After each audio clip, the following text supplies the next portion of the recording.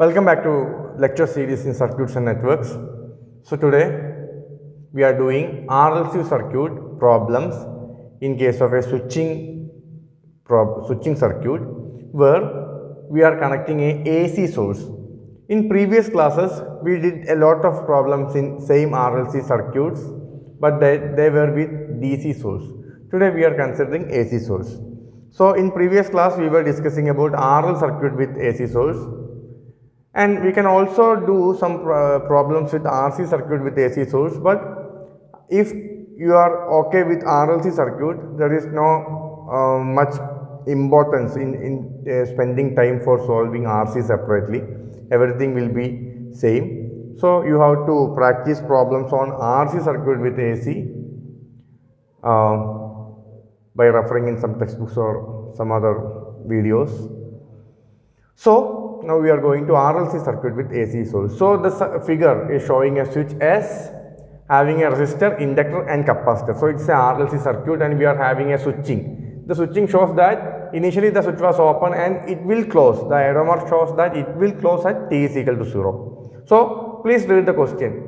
Switch S is closed at t is equal to 0. Find the current I of t assuming 0 initial condition. In this problem they are specifying that initial condition is 0 because here we are having a capacitor and inductor.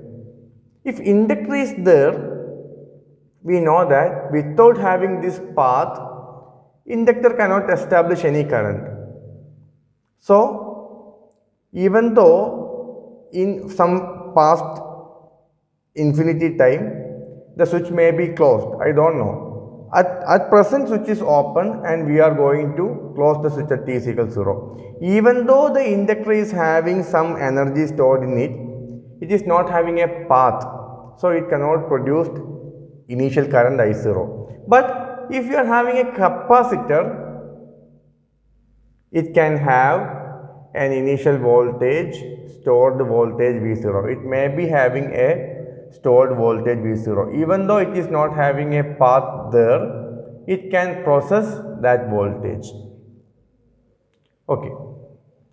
So in this problem they are clearly telling you that assume 0 initial condition. Though that is no, the current in the inductor and the voltage in the capacitor are initially 0. They are not pre-charged. In some problems they will give you the capacitor is initially uncharged because if you are having a capacitor and previously it may be connected to this source in some infinity, negative infinity, this switch may be closed. At that time the inductor may be having some initial voltage, and even though path is not there, it may have that charge stored in the plates. That's why you should be very careful about this condition if you are having an inductor is there. Normally in problems, if switch is initially open, you have to think that initial conditions are normally 0. But if switch is connected initially to some other point like this, we are having a switch like this, and we are having a source, and here we are having some other thing, and like this. In such a case, if switch is initially connected to this position 1 and this is the switch is moving to 2 at t is equal to 0, at that time you should be very careful to find I0 initial current, because initially the system is in some steady state. But in our problem, initially the switch is open. So generally I0 and V0 will be 0, and please check in many of the problems with capacitor they will say 0 initial condition or capacitor is initially uncharged. Okay, now we can do this problem.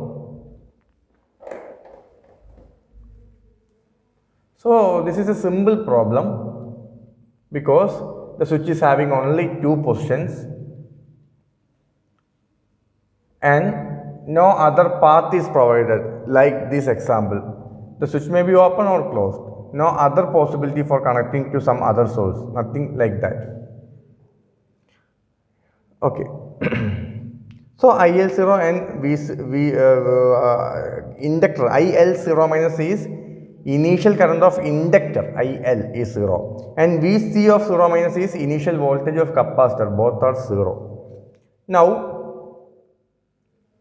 if we are having some initial current, we have to calculate that from the figure by replacing the capacitor with some open or inductor with some short circuit if it is in steady state before switching. If before switching the circuit is in steady state, we have to replace components with that condition and we have to calculate I0, but I0 or V0, but here it is not needed.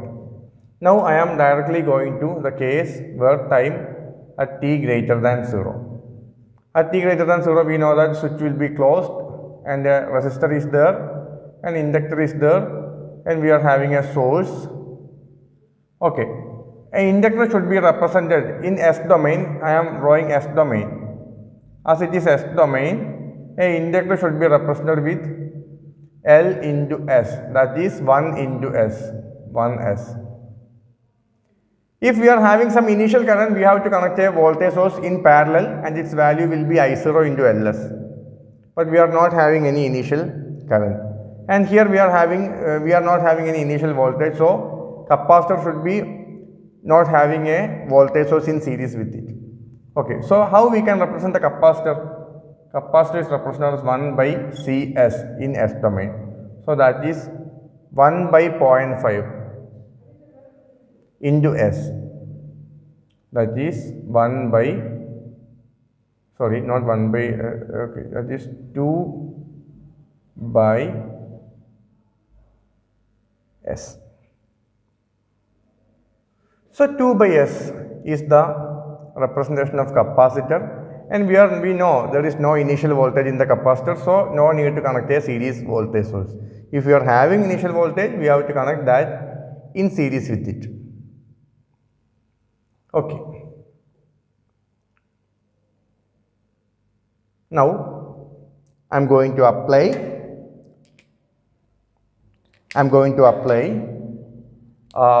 KVL.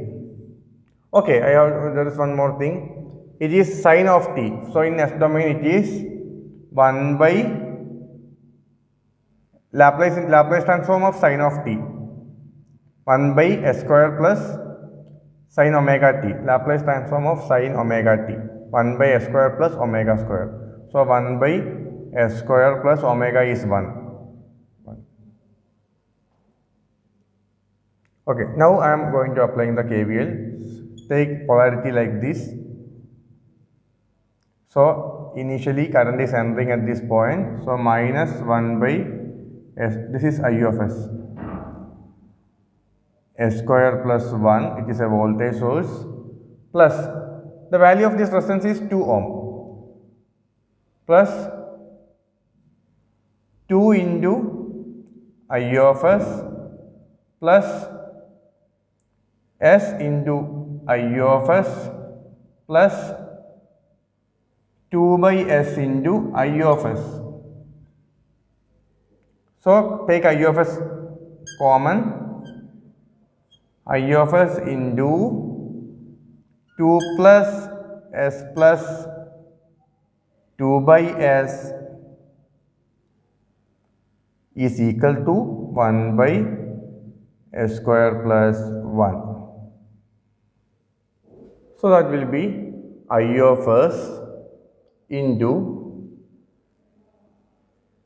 2S plus S square plus 2 divided by S is equal to 1 by S square plus 1.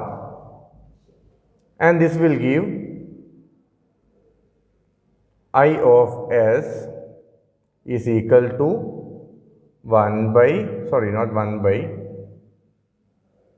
we are cross multiplying S by S square plus 1 into S square plus 2S plus 2. Okay. So by partial fraction, we can fractionalize it as I of S is equal to s square terms are there. So we have to take as plus b format in partial fraction. As type 3 partial fraction, please refer. Plus, next term is also an quadratic s square type second order equation. So you have to take cs plus d by s square plus 2s plus 2. Now we have to do some mathematical manipulations for getting a, b, c and d. Then we can find easily Laplace inverse I of t. Okay. So we are moving to the partial fraction. Okay, now we are doing partial fraction for finding inverse transform of I of s. So I of s was this s by s square plus 2s plus 2, s square plus 1 into s square plus 2s plus 2, that was I of s.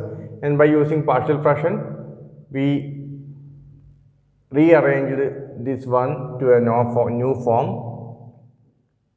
And now we are going to find a, b, c, d. So for that we are cross multiplying this side, and so we will get a LCM s square plus 1 into s square plus 2s plus 2 as LCM, and these both denominator will get cancelled. That is the next step. S is equal to cross multiplication, as plus b into and cs plus d into, okay. Now, after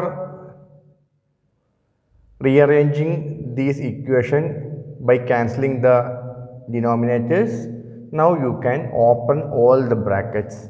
Open all the brackets. It will take 2 or 3 steps. Take your own time. You can solve it. You should solve it. I have directly written the final step. Initially, you have to open all the brackets and do the multiplications. Then you have to arrange all the s cube terms initially. Then all the s square terms. Then all the s terms and all the constant terms. Constant term is nothing but s raised to 0. S raised to 0 is 1 itself. Okay. Okay. So rearrange in with as the power of same s term should be grouped together. S cube term, s square term, s term and constant term. Then compare the coefficient of these terms from left side and right side. We know that in left side only s term is there. For all the other s square, s cube, s square and s raised to 0, no terms are there on the left side. So if comparing, for s cube, left side it is 0. On right side it is a plus c. So a plus c is equal to 0. For s square term, on right side it is 2a plus b plus d. On left side it is 0. No s square terms are there. Then 2a plus b plus d is equal to 0. For s term, it is 2a plus b plus c into s. So on right side it is 2a plus b plus c. On left side it is 1.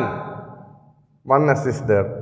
So for third equation is 2a plus 2b plus c is equal to 1. And fourth equation, for constant, it is 2b plus d, that is equal to 0. Now you got 4 equations and you need to find a, b, c and d. So you can easily use a calculator and solve the equations by taking number of unknowns as 4 and solve the 4 equations. You will get a is equal to 0.2, b is equal to 0.4, c is equal to minus 0.2 and d is equal to minus 0.8. You will get these things. Now you can substitute a, b, c, d in this expression. And then you have to find Laplace, then you have to take Laplace inverse of I of s. That will give I of t. Okay, so we are moving to that step. So now we are going to find the inverse Laplace transform. So we substituted a is equal to 0.2 and b is equal to 0.4, c is equal to minus 0.2 and d is equal to minus 0.8 in the partial fraction form. Now we are going to arrange this entire I of s into some standard form. Then only we can easily find I of t. Finding I of t is not possible in this direct form. So we are just manipulating by some simple techniques. So, okay, what is this? Okay. So, I am splitting the numerator 0.2 s by s square plus 1 and 0.4 by s square plus 1. First step. And here minus 0.2 s minus 0.8. So, the minus 0.8 is further divided as minus 0.2 plus minus 0.6 or minus 0.2 minus 0.6. Okay. So, numerator is okay. And denominator s square plus 2s plus 2 is rearranged as s plus 1 square plus 1 square. Both are same. S plus 1 square plus 1, that is nothing but s square plus 2s plus 2. So, denominator is also okay. So, why we have to do like this? That you have to acquire by practicing. You have to practice more problems, then only you will get the clear idea. If you are having such a good practice in this area, by seeing the unstandard form itself, you can identify which are the things or which are the steps you have to follow to make it or convert it to a standard form. Okay. Now I am going to further rearrange this area. So first term is okay, second term is okay, no change. For third term, I am taking this as a common group. Minus 0.2s minus 0.2, that will minus 0.2 is taken as common, minus 0.2 into s plus 1, minus 0.2 into s plus 1 divided by s plus 1 whole square plus 1, denominator is same, and the remaining term minus 0.6 by s plus 1 square plus 1. Now it is very easy. This is I of s. For finding I of t, first term 0.2 s by s square plus 1, 0.2 into s by s square plus a square, it is cos at or s by s square plus omega square, cos omega t. So 0.2 s into cos 1t. Second term 0.4 into 1 by s square plus omega square. Sorry, not 1 by omega by s square plus omega square, that is equal to sine 0.4 into sine t. Next thing, it is, I think I made a small mistake here, 1 by s, this is s by s square plus omega square, that is cos t.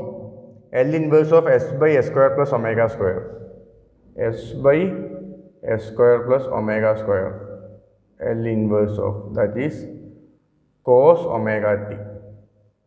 And 1 by s square plus omega square, it is sin omega t. 0.4 is constant. And this one, for this one, 0.2 is constant, no doubt. We have to apply this shifting theorem. If shifting is there in frequency domain, instead of s, we are giving s plus a. Please check. Instead of s, it is s plus 1. Instead of s, it is s plus 1. Wherever s is there, we are using s plus 1. Then, in time domain, you have to multiply with e raised to at. Laplace of e raised to at into f of t is f of s plus a. So, Laplace inverse of f of s plus a is equal to e raised to minus at ft. So, here a is minus 1.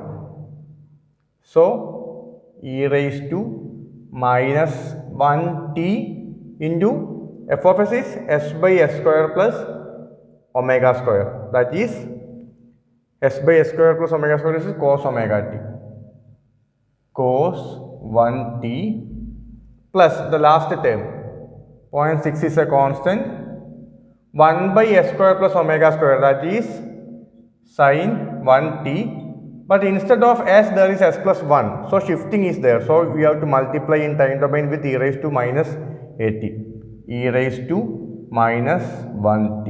This is the answer. So this area you may have a little bit confusion how I can solve. You have to practice 4 or 5 problems in such this type of format of finding Laplace inverse transform. Normally as plus b and cs plus d or such partial fractions are arriving, you have to normally go like such steps in order to find I of t.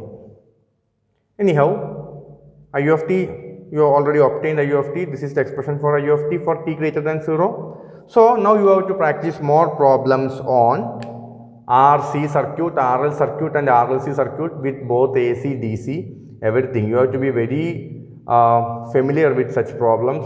You have to do it. Don't be afraid by seeing the question itself.